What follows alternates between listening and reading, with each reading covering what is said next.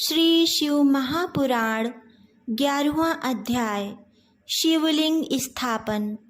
यह सुनकर ऋषियों ने पूछा कि हे सूत जी, कैसे लिंग की स्थापना करनी चाहिए और उसके क्या लक्षण हैं। जिस देश अथवा काल में तथा जिस प्रकार उसका अर्चन करना योग्य है, कृपा कर मुझे यह बतलाइए। श्री सूत जी बोले, हे ऋषियों, गंगादिक पवित्र नदियों के तट पर अथवा जैसी इच्छा हो वैसे ही लिंग की प्रतिष्ठा करें, किंतु पूजन नित्य होता रहे। पृथ्वी संबंधी द्रव्य जलमय अथवा तेजस अथवा धातु आदि से बना हुआ जैसी रुचि हो वैसे लिंग का रोपण करें। चर मूर्ति बनानी हो तो छोटी बनावें, अचर मूर्ति बनानी हो तो बड़ी बनावें।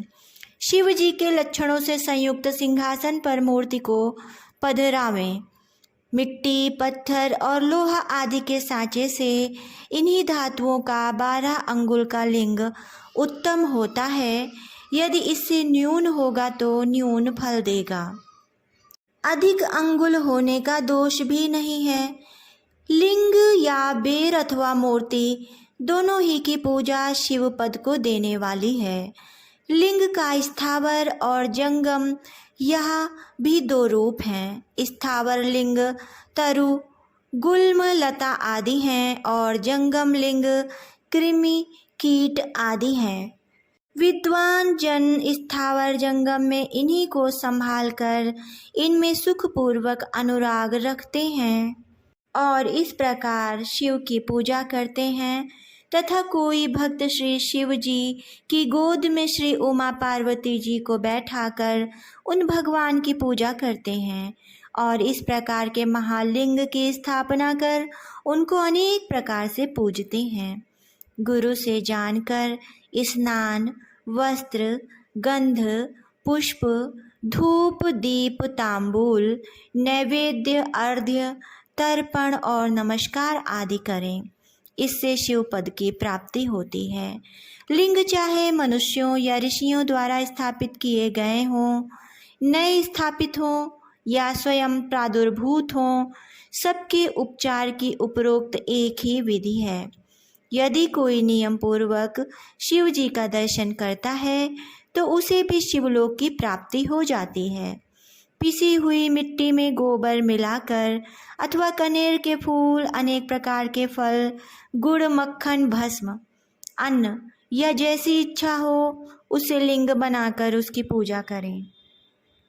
कोई अंगूठे में ही शिव जी की पूजा कर लेते हैं। इसी प्रकार स्थान का भी कोई भेद नहीं है। जहाँ चाहे लिंग पूजन कर लें, इसका कुछ निषेध नहीं है। शिव जी सर्वत्र फलदायक हैं।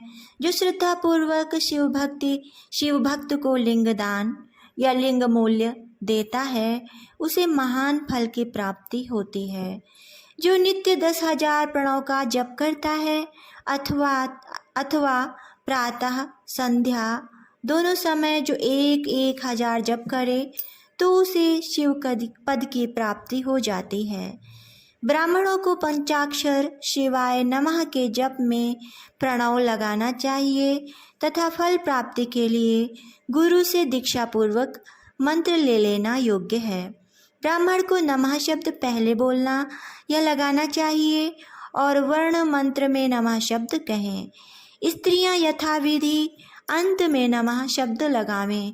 ब्राह्मण की स्त्री नमः पहले लगावे। जो इस प्रकार 5 करोड़ मंत्र जपे वह सदा शिव के समान हो जाता है। 1, 2, 3, 4 करोड़ जपे तो ब्रह्मादिकों का पद प्राप्त होता है। यदि इस प्रकार जप और पूजा का क्रम चलावें तो नित्य 1-2 ब्राह्मण को भोजन करावें। यदि कोई ब्राह्मण नित्य प्राय 1008 गायत्री का जप करे या नित्य वेद मंत्र सूक्त को जपे तो वह शिव पद को प्राप्त हो जाता है।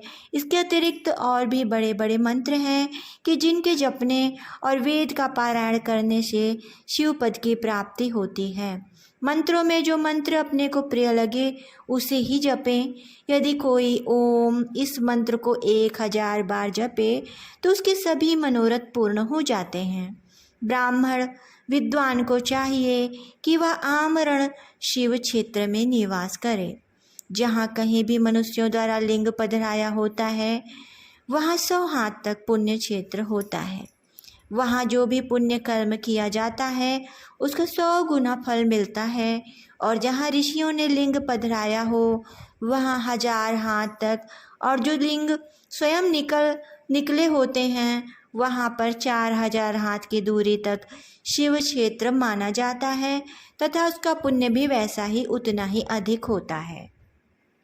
कवियों का कहना है कि ऐसे पुण्य क्षेत्र में कुआं, बावली, तालाब और तलाई आदि का होना आवश्यक है। उसे शिव गंगा कहते हैं। ऐसे स्थान में दान जप करना सर्वथा ही कल्याणप्रद है। दाह, दशाह, मासिक सिपिंडीकरण, वार्षिक पिंडदान, बरसी आदि शिव क्षेत्र में करने से सब पापों से मुक्ति प्राप्त हो जाती है। शिव क्षेत्र में 7, 5, 3 या 1 रात अवश्य ही निवास करें। वर्णानुसार इसका भी उत्तम फल प्राप्त होता है। सकाम से तुरंत सिद्धि और निष्काम से शिव पद की प्राप्ति होती है। विशेषकर कलयुग में तो और भी सरल है। इतना सुनकर ऋषियों ने कहा कि हे सूत जी, आप अब हमें ऐसे सभी पुण्य क्षेत्रों का वर्णन संक्षेप में सुनाइए कि जिसका सभी स्त्री पुरुष आश्रय लेकर शिव पद को प्राप्त करते हैं। हे योगियों में श्रेष्ठ, इन क्षेत्रों का आगमन कैसे हुआ यह भी हमें सुनाइए। सूत जी ने कहा, हे ऋषियों, क्षेत्रों का आगमन जैसे हुआ वह सब श्रद्धा सहित सुनिए। इत श्री शिव महापुराण विद्येश्वर संहिता का 11वां अध्याय पूर्ण हुआ। प्रिय भक्तों, यदि आप आने वाले 12वें अध्याय को सुनना चाहते हैं तो हमारे अगले वीडियो को अवश्य देखें। ओम नमः शिवाय।